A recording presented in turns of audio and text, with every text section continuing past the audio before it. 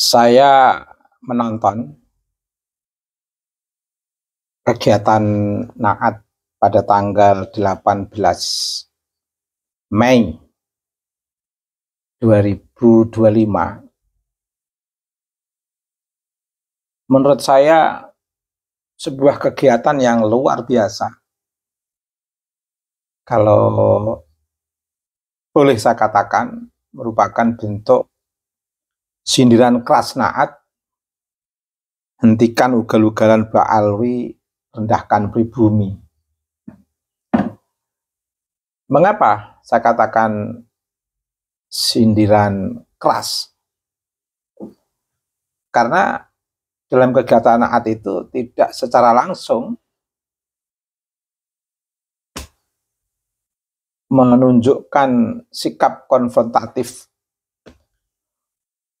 Naat kepada kaum Ba'alwi. Tetapi kegiatan itu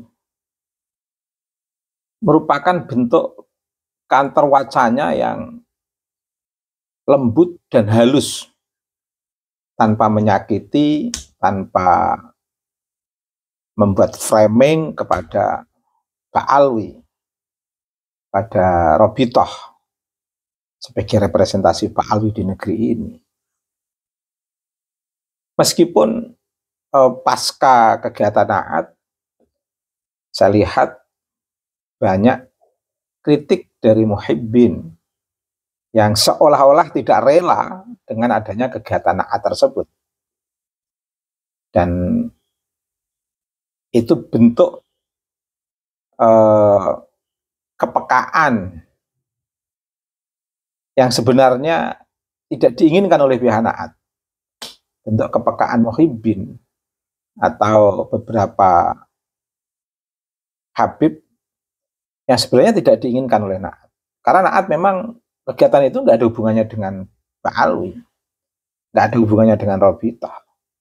Murni sebagai sebuah komunitas pecinta Wali Songo yang di sana ada para zuriyah Wali Songo yang mencoba ingin mengkaji perspektif historis keberadaan Wali Songo di Nusantara ini, hingga memberikan pengaruh yang luar biasa dalam konteks pribumisasi Islam, dalam konteks bagaimana peran-peran mereka sebagai jembatan masyarakat di tengah sistem kerajaan, kekuasaan sang raja. Mereka dengan sangat piawai dan elegan bisa menjadi jembatan antara kedua kepentingan. Raja bagaimana bisa memberikan rasa nyaman kepada masyarakat di tengah sistem kepemimpinannya. Hal yang sama sebaliknya, bagaimana rakyat merasa nyaman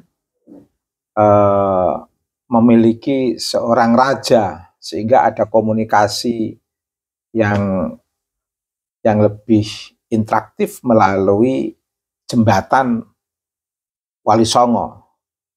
Bahkan bagaimana keduanya antara raja dan rakyat itu betul-betul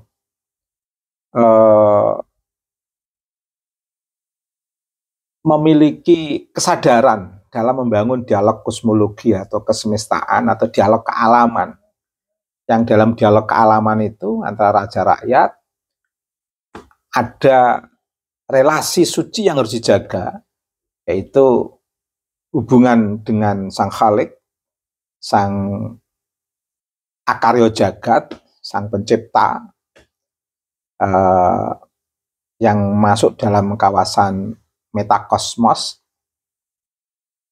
dan bagaimana tetap menjalin hubungan yang harmoni antara raja dan rakyat sebagai titik kosmologi yang kedua. Dan titik kosmologi yang ketiga, bagaimana kesemuanya itu menjaga alam ini dengan baik dalam bentuk lingkungan yang lestari, sehingga tidak mudah melakukan pengerusakan terhadap lingkungan lestari, menjaga pepohonan dengan baik, menjaga aliran sungai dengan baik, menjaga sistem perairan, dan kesemuanya itu bagaimana terjembatani dengan kehadiran sosok Wali Songo, termasuk dalam konteks menjaga keanekaragaman budaya, keragaman budaya, dan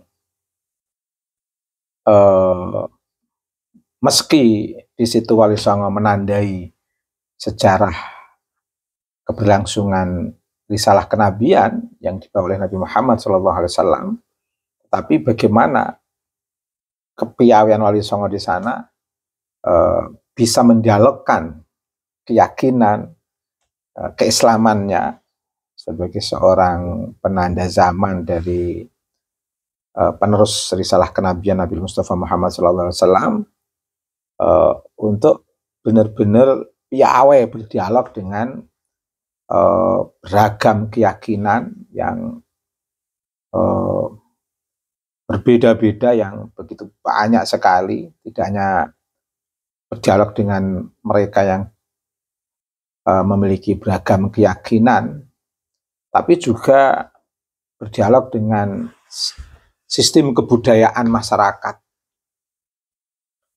Yang rumus yang dipakai oleh Wali Songo adalah innama bu'itsu liutammima makarimal akhlak, mengikuti prinsip Nabi Muhammad untuk lebih menyempurnakan attitude masyarakat, bagaimana menjadi lebih baik dari model local wisdom, kearifan lokal yang sudah ada, bagaimana bisa dikuatkan dengan etik universal yang dikenalkan dalam risalah kenabian Nabi Mustafa Muhammad SAW. Inilah Wali Songo, dan terbukti mewarnai sejarah Indonesia dan memiliki relasi sejarah dengan raja-raja dunia yang di beberapa titik nakobah dari zuriyah Nabi ternyata masih tercatat Wali Songo. Tidak hanya di beberapa nakobah internasional, tetapi juga di beberapa manuskrip tercatat tebal-tebal Wali Songo. Dan yang menarik, kegiatan Naat itu mampu menghadirkan para peneliti dari beberapa manuskrip dan perjalanan historis Wali Songo yang bisa diekspos di acara Naat. Dan itu ilmiah, hasil riset-riset akademik betul, yang dipertanggungjawabkan secara ilmiah. Luar biasa Naat. Lah, mengapa ini menjadi menarik? Data tentang Wali Songo yang begitu kuat, relasinya dengan raja-raja Jawa, dan relasinya dengan generasi yang sudah membaur dengan masyarakat luas, sehingga tidak ada hegemoni antara Wali Songo dengan masyarakat. Bahkan sudah tidak terasa, sudah tidak ada kelas di sana. Banyak silsilah dari Wali Songo sendiri yang sudah tidak tampak, bahkan tidak sampai kepada zuriyahnya yang hidup di era sekarang ini.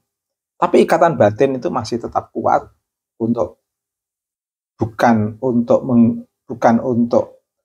keakuan zuriyah Wali Songo, tapi untuk mengabadikan kesejarahan Wali Songo dalam konteks kepiawaian kehadiran Wali Songo di tengah masyarakatnya sampai mampu membentuk pribumisasi Islam, dinamisasi Islam, transformasi di tengah masyarakat. Ini yang menarik. Kegiatan seperti ini belum ada di Robitoh. Robitoh yang saya lihat hanya pamer nasab dan merendahkan nasab orang lain. Dan beberapa kegiatan ritual, ya kegiatan keagamaan lain, seperti kegiatan di beberapa masyarakat Muslim, Isra Mi'raj, Maulid Nabi, begitu. Dan lebih banyak show of force sebagai cucu Nabi dalam bentuk glorifikasi. Belum ada sejarah real yang sekuat karakter sejarah Wali Songo di Nusantara ini. Makanya bisa dipahami secara politis kalau Mbak Alwi banyak menginterpolasi, mencangkok ke Wali Songo dalam konteks di Indonesia. Dan dikuatkan dengan interpolasi glorifikasi pengakuan sebagai cucu Nabi. Yang aneh, mengaku sebagai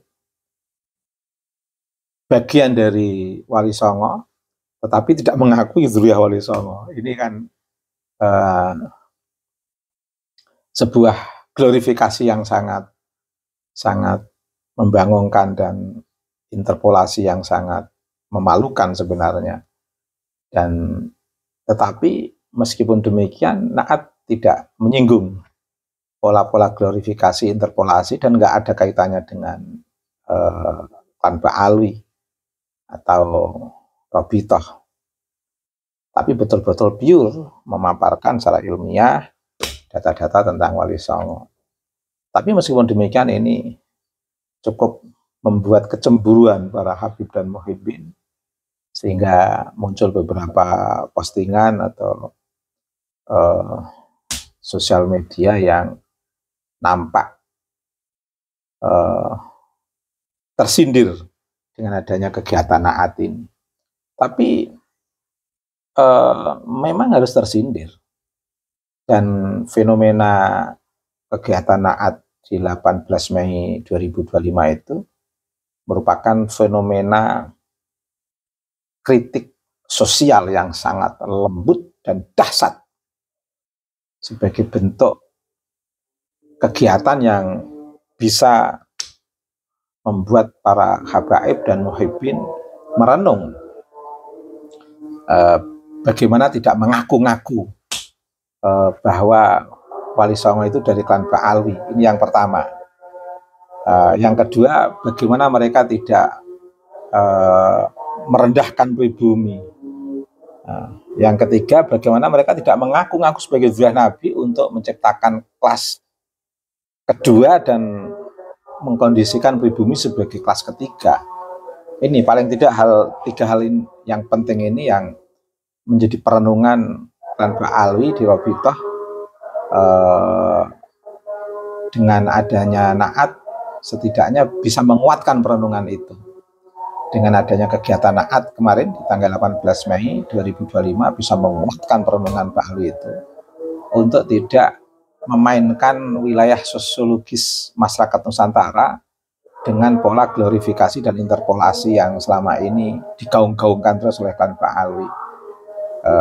Meskipun setelah adanya tesis Kyai Ahmad mulai berkurang total, tapi paling tidak ini hantaman yang luar biasa untuk perenungan kaum Mbak Alwi di Indonesia dan para muhibbinnya juga, sehingga tidak gegabah mengait-ngaitkan Wali Songo dengan klan Mbak Alwi. Oke, terima kasih.